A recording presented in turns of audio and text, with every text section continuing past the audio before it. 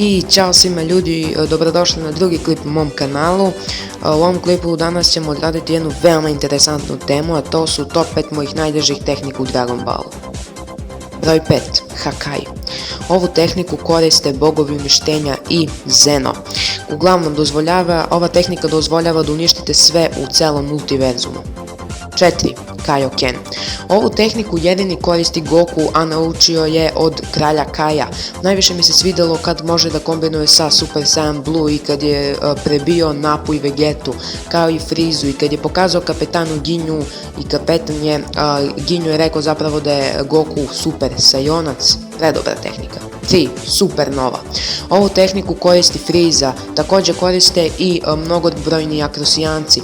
Uglavnom, stvarate ogromnu kuglu žute energije, nešto nalik suncu, i ono uništava sve što je pred njom.